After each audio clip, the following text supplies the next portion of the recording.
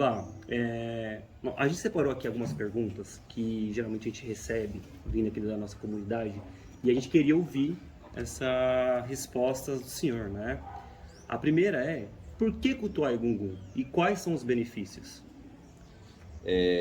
O culto a Egungun, se nós formos analisar do ponto de vista histórico, ele pertence a várias religiões, né? Até os católicos, no dia de finados, eles cultuam Egungun, eles cultuam os seus antepassados. Todas as religiões cultuam os seus antepassados. Qual é o benefício? Tem enormes benefícios, né? Um é você manter a tradição, né, de festejar os feitos, né, do seu antepassado para dignificar os seus descendentes, porque a origem de cada um de nós é que vai explicar como nós somos, né, de onde nós viemos e para onde nós estamos pretendendo ir. Esse processo ele liga o antepassado e o descendente de uma maneira em que, no mundo espiritual, várias gerações de descendentes, de antepassados, né, eles apoiam as ações daquela pessoa que hoje está na Terra, que no futuro pode vir se tornar um antepassado, mas que na realidade ela é o representante daquelas pessoas que já não têm mais corpo na Terra. Então, uma das razões até porque se cultua Egungun é para que Egungun fiscalize as nossas ações, para que nós possamos ter ações que dignifiquem os nossos antepassados, né? É um processo que envolve uma relação aonde, além de amor, de devoção, de carinho, tem toda uma responsabilidade, né, de ser honesto, uma responsabilidade de ter bom caráter, mas, sobretudo, uma responsabilidade de manter em autoestima o nome do nosso antepassado, o nome da família que nós pertencemos, né? O nome daqueles que nos antecederam. Então, a nossa postura hoje tem muito a ver com o respeito que nós temos pelos nossos antepassados, mas, sobretudo, pelo respeito que nós temos à história deles, né? A toda a trajetória de vida deles. Então, quando nós exaltamos os nossos antepassados no culto de Egungun, nós estamos exaltando a nós mesmos, né? Porque nós somos descendentes diretos de uma forma ou de outra, talvez por iniciação, e aí é um outro tipo de culto de Egungun, muitas vezes por laço sanguíneo, mas nós somos descendentes ou dos ensinamentos, ou do conhecimento, ou até da questão genética, né? Dos traços que nós trazemos dos nossos pais, do nosso pai, da nossa mãe, dos nossos avós. Então, é um culto, né, específico, mas que tem muito a ver com a responsabilidade de contar a história, de manter a história viva e, sobretudo, de honrar a quem construiu a nossa história no passado. Fabá, o Egungun, no Brasil, de forma específica, ele ainda tem muitos mitos e, de uma forma geral, falta informação. O senhor saberia dizer para nós de onde surgiu esse culto?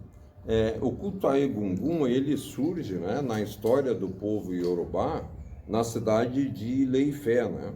Isso está descrito nos versos de Fá, mas também está descrito que, por uma questão que algumas pessoas denominam como um fenômeno climático, né? A cidade de Ilé-Ifé foi destruída. Outras pessoas atribuem que é a ira dos orixás, né? Porque parece que tinha alguns sacerdotes que não estavam comprometidos, de fato, com o culto a Ifá, o culto aos antepassados, o culto aos orixás. Então, foi consultado Ifá e foi orientado, né, que isso está descrito no Odu Obericuçá, que se mudasse para o culto a Egungun para a cidade chamada Ogê. É daí que surge o título do sacerdote de Ifá, é daí que começa de fato a ficar conhecido, do culto de Egungun, que é daí que fica de fato conhecido o sacerdote do culto de Egungun como Ogê por causa do nome da cidade. Isso é uma cidade que dá origem ao nome, né? Então, o lugar mais famoso é a cidade de Ogê, mas na realidade o culto a Egungun começa com a chegada de Odudua em Ilê-Ifé, né? E a promoção do culto ao antepassado de Odudua, que era Lamurudu, e assim por diante, né? Após a morte de Odudua, né, e de Oraniã, isso se estende para Oió, e Xangô, né, que foi batizado pelo nome de Olufirã, passa a ser um dos grandes representantes do culto de Egungun. É dentro de Oió que se desenvolve, né, e é levado através da força do estado de Oió, né, que se expandiu bastante. Na história antiga foi o maior estado do território iorubá, o culto de Egungun. E é assim que ele chega até o Brasil, porque ele chega até o Novo Mundo, né, com os escravos que foram trazidos de Oió. Em 1839, a cidade de Oió cai. Em 1840, são vendidos os primeiros iorubás. Até então, eram os iorubás que vendiam escravos, né? Eles que capturavam. O povo de Oió capturava porque eles tinham uma cavalaria, né? Eles compraram muitos cavalos dos árabes e tinham um exército muito forte. Então, eles ampliaram o território deles. E depois, com a influência e a ajuda do povo francês em apoio ao povo do antigo Daomé, a cidade de Oió cai. As pessoas, os iorubanos, devotos de Xangô e membros da cidade de Oió e arredores, são vendidos como escravos para o Brasil, e o culto a Egungun é trazido para cá, né? Antes disso, existiam iorubás aqui? Existiam, mas eram iorubás que vendiam escravos, não eram iorubás que eram escravos. Na realidade, o poder estava na mão dos iorubás até essa data que eu citei, até a queda, quando os Ewes, né, o povo do Daomé, eles tomaram conta dessa região onde é a cidade de Oió, e que depois terminou mudando o lugar da cidade, né? Foi reconstruída depois pelo povo que cultua Xangô, mas a referência que a gente tem histórica é que o estado de Oió foi o estado mais forte, né? Foi através da expansão do império, né, que a gente denomina império, que Xangô ficou conhecido. Então, o estado ficou conhecido como sendo o mais forte, e assim então a gente pode dizer que o culto a Egungun mais forte está muito ligado à cidade de Oió também, né? Não como origem, mas sim como divulgador, o grande divulgador, né? Já que a gente está falando nessa questão de história, estamos aí, né, quebrando até alguns tabus e desmistificando um pouco da religião, existe uma questão muito forte da mulher, né? Alguns acreditam que mulher não pode fazer parte do culto, outros dizem que sim. O que o senhor tem a dizer para nós referente à mulher e o culto de Egungun? O culto de Egungun, ele nasce, né, com a morte da pessoa que usou roupa para distrair as pessoas nos eventos pela primeira vez, né? E aí essa pessoa tinha dois filhos, um chamava-se Egungun e o outro chamava-se Idinla, ou Babaorô, né? Alguns lugares denominam como Babaorô. A mãe, ela tinha uma predileção pelo filho mais novo, né? Mas na tradição iorubá, Babaorô que herdou a roupa, mas ele não dançava muito bem, né? Não era bonita a demonstração dele de dança. Então foi retirada a roupa dele e a roupa foi dada para Egungun. Babaorô, insatisfeito, se retira para o mato, né? E sobe numa árvore, né, que é conhecido como Agã, né? E ele fica lá, e aí as pessoas começam a levar tributos, fazer pedidos para Babaorô na mata, né? E se junta a essas pessoas e leva comida para ele todos os dias. Então aí vem a denominação Agã, né? E Agã é o título dado a mulher mais importante dentro do culto de Egungun, né? Então, a presença da mulher no culto de Egungun é histórica. É a mãe de Egungun, é Iaga, não é Oiá. Isso é um processo aonde as pessoas tentaram adaptar vários cultos a uma mesma história, né? Juntar, né? Cada um traz para a sua linhagem, né? Tudo aquilo que engrandece. Então, como o povo de Oió foi extremamente forte e dominante durante muito tempo, eles agregaram várias culturas, né, como sendo deles, mas na realidade o culto a Egungun começa em Ileifé. Depois, a cidade mais importante do culto a Egungun é a cidade de Ogê. Então não é Oiá, que vem bem depois, na quarta geração, depois de Odudua, perdão, na terceira, né, porque o pai de Olufirã, Xangô, era Oraniã, e Oiá foi uma das esposas de Olufirã, que o culto de Egungun nasce a partir de Oiá. Isso é um mito, né? O culto de Egungun antecede, muito antes de Oiá aparecer no cenário histórico, muito antes de Xangô aparecer no cenário histórico do povo Yorubá. E com base nessa informação que você acabou de nos dar, né, que aí existe, as pessoas aqui elas acabam perguntando se existe alguma diferença entre o culto tradicional Yorubá e o afro-brasileiro. Existem várias diferenças, né? Não cabe a nós julgar se está certo ou se está errado, né? Mas existe várias diferenças. Talvez a mais que mais chame a atenção, né, é o fato de que no Brasil, o Babá Egungun, ele não coloca a mão, ele não pode ser tocado pelos seus descendentes, né?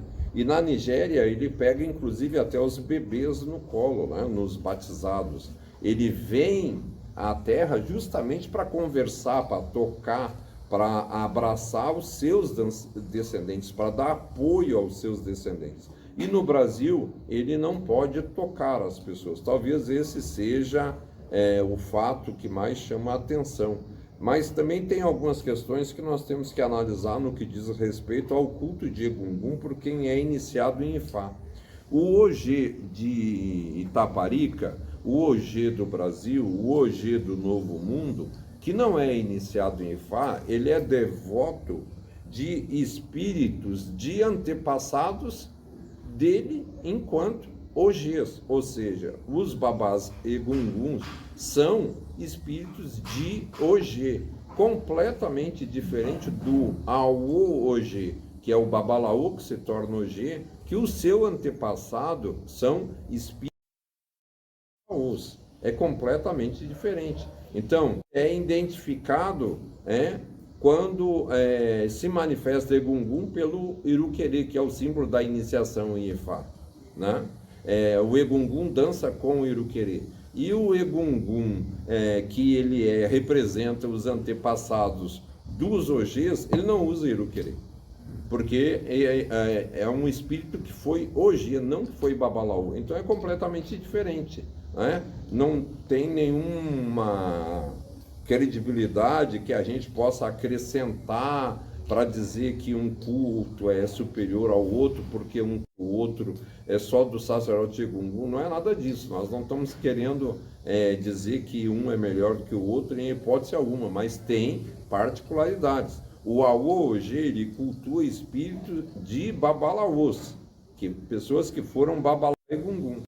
O Ogê, como cultua espírito de pessoas que foram Ogês no passado.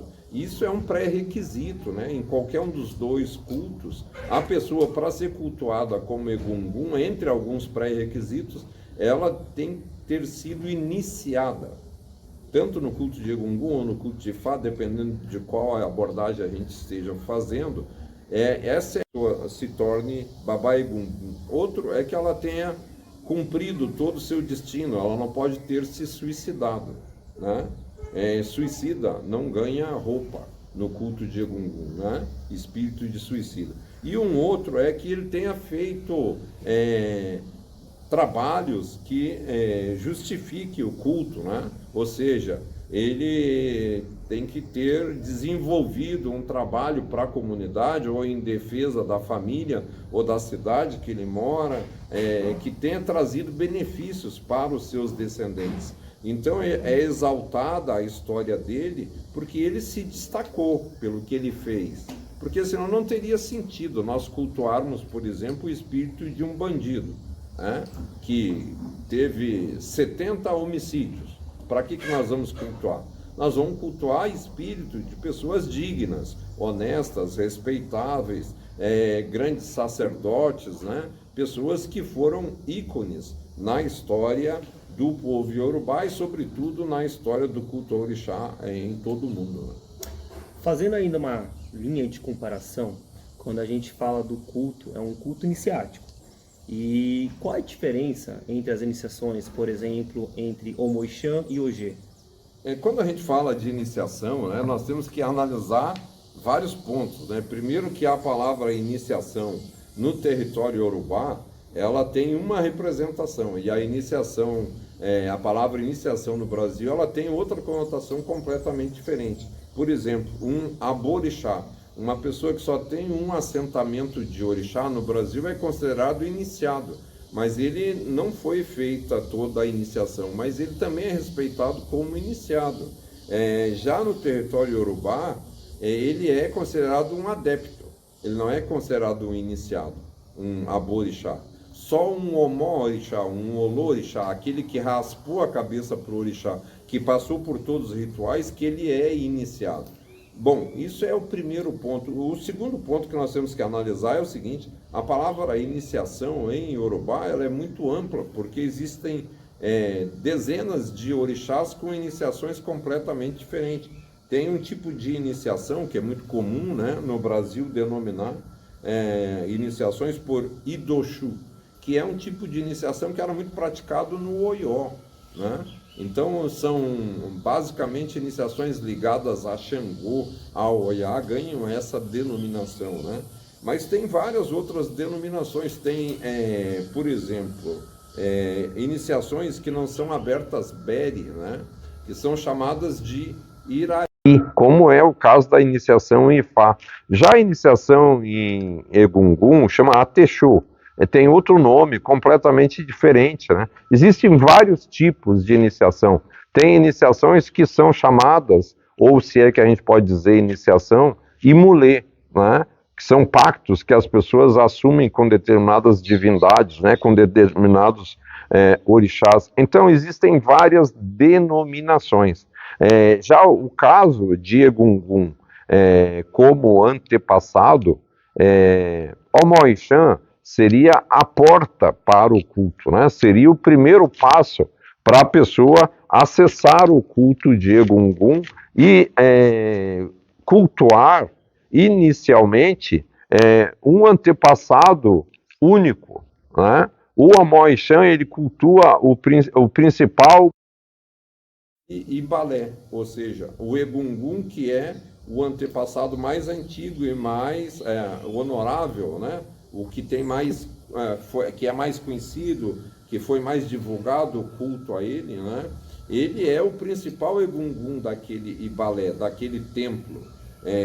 Também daí nós temos que fazer uma referência. A palavra Ibalé, tradicionalmente no território iorubá, ela é usada para designar o culto a Egungun quando é feito no mato. São ojubôs que são feitos no mato. Quando é em casa, como é feito no Brasil, é chamado Ilê-san, né? Então, para que a pessoa faça parte do culto de Egungun, ele tem que ter Ixã, né? Esse é o ponto de partida. É o que liga ele a um único Egungun, que é o antepassado mais importante daquele grupo, que é totalmente diferente da iniciação de Ogê, aonde o Ogê ele tem no seu ojubô, no seu assentamento particular, né, um outro Egungun específico que protege ele, que tem ligação com ele. Então são dois aspectos que nós temos que analisar, que é o culto privado e o culto coletivo. O Ibalé cultua vários espíritos, né, dentro do mesmo Ibalé, então é um culto coletivo. O culto no Ixã e no Jubô são cultos que são privados, ligados ao membro mais ilustre ou ao espírito de um dos membros mais ilustres que é designado para acompanhar aquele sacerdote, né? Completamente diferentes, mas todos têm ligação específica com o Ogê, com o Ixã. O Ixã é o ponto de partida, tanto para o Ogê como para as mulheres que são iniciadas, né, que muitas têm várias funções, inclusive Iacorim, né, são as mulheres que cantam para Egungun, todas elas têm Ixã. É verdade que o Ixã de mulher e o Ixã de homem, ele é completamente diferente, mas é confeccionado com as mesmas madeiras. Existem várias madeiras, a mais comum é o Iguibalé, que é a mais conhecida no Brasil, né? Então, o Ixã não pode ser confundido com a tori. A tori é um tipo de madeira que se usa para fazer Ixã, né? E o Ixã, ele é composto por todo um processo, né, que envolve rituais que são segredos dentro do Ibalé, dentro do Ilê-san. Então, só quem é iniciado que tem acesso ao Ixã. E sem Ixã não tem culto a Egungun, a não ser que seja noutra religião, né? Todas as religiões cultuam os seus antepassados. Mas se é na religião de Orixá, com a denominação Egungun, na sua essência, como nós reconhecemos como um legado do povo Iorubá, sem Ixã é muito difícil, né? É verdade também que nos terreiros de Orixá existem Ibalés que cultuam Essás, descendentes de terreiro, mas daí isso é uma outra história completamente diferente, que não tem ligação com Ixã, tem ligação com a terra, com o Ilê, e tem a ligação com todo um processo podemos abordar assim publicamente, mas é uma outra variante. Existem inúmeras variantes no culto de Egungun. É isso que nós temos que compreender, que num país como a Nigéria, né, que tem mais de 200 milhões de habitantes, a gente falar que um grupo está errado ou que o outro grupo está certo é muito complicado, né, porque nós podemos cometer um erro, porque existe uma diversidade muito grande de cultos. Existem várias maneiras de cultuar Egungun. Existem várias formas. E, além disso, nós temos que pensar que o povo iorubá ele migrou, né, atualmente por causa do Boko Haram, mas no passado por causa dos escravagistas, ele migrou para os países que são fronteira com a atual Nigéria, né? Um exemplo é o Benin, que é o antigo Daomé. Então, dentro do Benin existe culto a Egungun, que é um pouco parecido com o culto a Egungun que é feito no território iorubá, mas com algumas variantes que lembra muito o que é feito no Brasil, sobretudo na Bahia.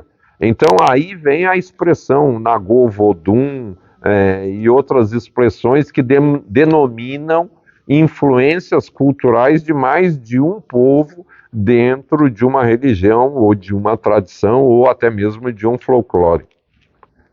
Então, agora tem uma pergunta que muitas pessoas perguntaram e também estou curioso para poder saber. Nesse ano de 2023, né, a família de Obi, a Boalá, está realizando mais um festival para Egungun agora, né, no mês de março, e o senhor não está cobrando iniciação para o Moixã. Por que isso?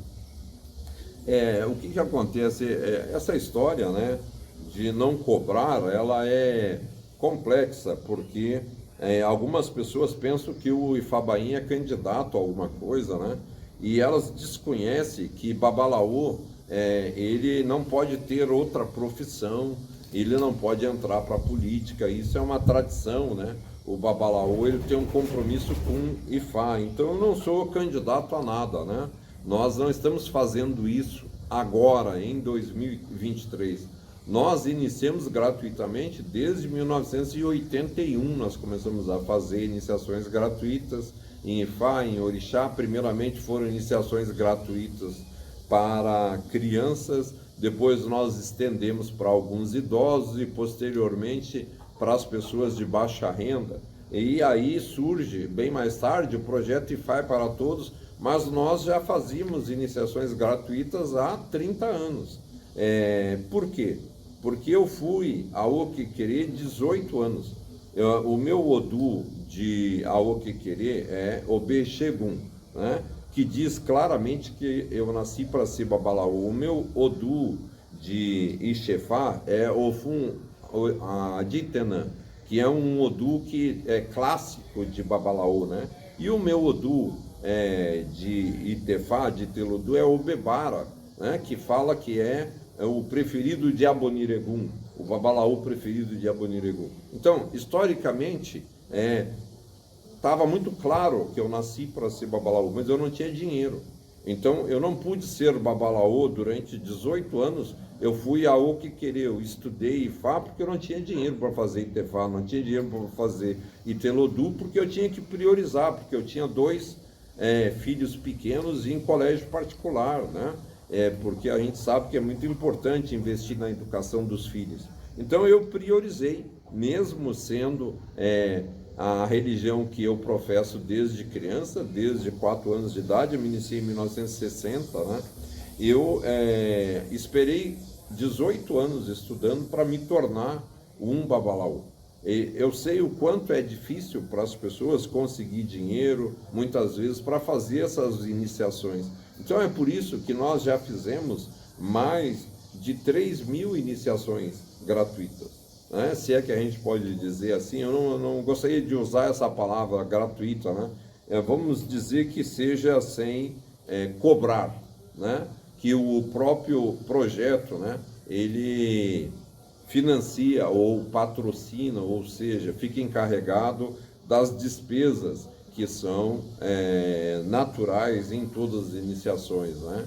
Mas a ideia é que a gente possa, depois dessa trajetória ao longo de tantos anos, depois de ter feito mais de 6.000 iniciações no total e de ter iniciado pessoas em mais de 10 países, poder contribuir com aquelas pessoas que não têm poder aquisitivo para se iniciar, né? De que maneira? Abrindo as portas. Qual é o ponto de partida? O ponto de partida é Egungun. Tem que abrir as portas para o culto de Egungun, porque todas as pessoas têm que reverenciar os seus antepassados para ter sucesso.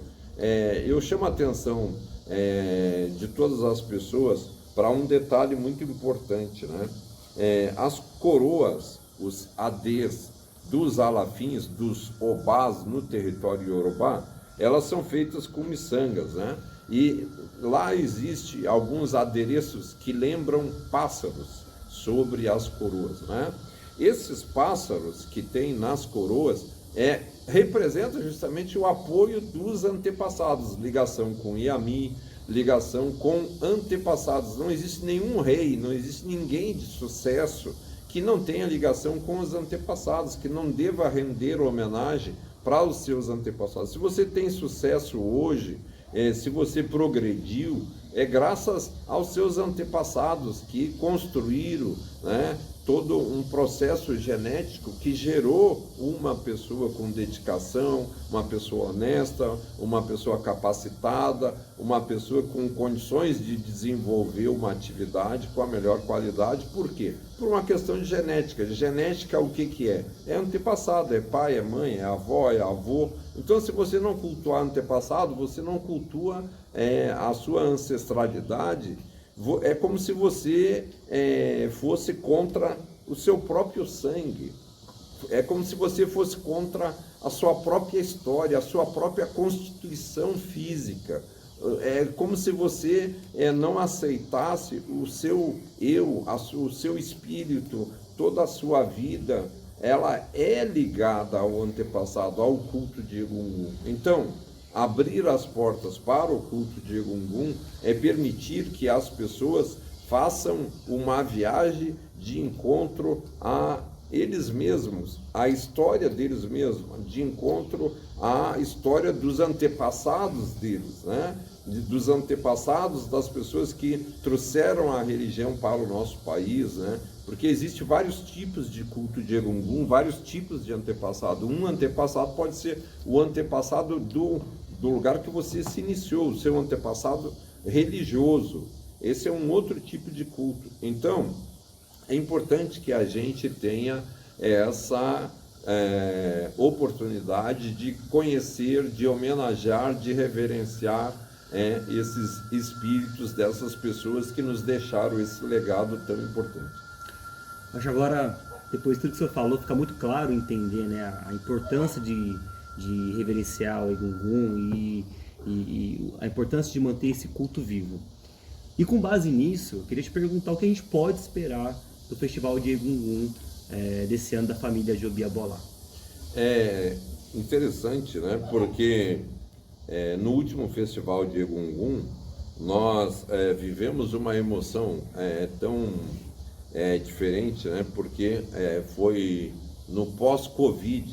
Então, as pessoas estavam muito emocionadas de ver Babá, porque fazia alguns anos que elas estavam restritas em casa por causa da pandemia. Esse ano não, é mais tranquilo, né? Não tem tanta emoção, não tem tanto desespero, né? Para as pessoas sair de casa. A questão da Covid já está praticamente, vamos dizer assim, solucionada em termos, né? As pessoas receberam vacina. Então a gente pode esperar para esse festival, né, uma preparação mais tranquila, com mais critério, aonde nós fizemos um trabalho direcionado quase que exclusivamente para o povo da Bahia. Por quê? Porque a sede do Instituto, a nossa casa, a nossa residência, o lugar que nós vivemos é na Bahia. Então essas pessoas nos receberam esse gaúcho, né, que gosta de cultuar o orixá, que cultua o orixá com tanto carinho, né? Eu nunca recebi nenhum tipo de represália aqui na Bahia, né, das pessoas que cultuam o orixá. Eu sempre tive uma relação muito harmoniosa com todas as pessoas. Então, nada mais justo que reconhecer, né, a necessidade de facilitar o acesso dessas pessoas da Bahia ao culto dos antepassados, até por uma questão histórica, né? A Bahia é a porta de entrada, né, dos orixás, de uma certa forma, no Brasil, ou seja, uma das maiores portas de entrada. Nós reconhecemos que houveram 3 ou 4 portas de entrada importantes, né? Uma em Pernambuco, outra no Rio de Janeiro, outra no Rio Grande do Sul e uma na Bahia, mas na Bahia é diferente, né? Porque o número de descendentes de iorubás na Bahia é muito grande, então é muito significativo, é muito importante que a gente possibilite que essas pessoas tenham um encontro com os seus antepassados, que elas aprendam um pouco mais sobre Egungun e que elas se permitam, né, fazer essa viagem, né, essa retrospectiva, né, e encontrar os seus antepassados nessa cerimônia que é tão bonita, que é quando nós trouxemos Egungun do balé, né, aqui para o Instituto, para que ele abençoe todos os seus descendentes. Babá, obrigado então pela explicação. Espero então que a gente tenha um bom festival nesse ano e que estão todos convidados para poder vir participar. Sem dúvida, vai ser uma festa muito bonita, né? No dia 24, começa às 21 horas, perdão, no dia 25, né? Começa às 21 horas. Dia 24 são as iniciações, que começam às 18 horas, as iniciações de Omó e Xan. E no dia 23 tem iniciações para Ogê. E no dia 25 é a festa. Então, a gente convida todas as pessoas que fazem parte do culto de orixá e mesmo as pessoas que não são iniciadas em orixá, independente de serem homens ou mulheres, né, independente da idade, para que venham conhecer, né, o culto a Egungun, para que venham participar da festa vocês todos vão ser muito bem tratados. Nós vamos recebê-los todos com muito carinho e tenho certeza que vocês vão ficar muito felizes de ver Babá Egungun dançando aqui e confraternizando com os seus descendentes.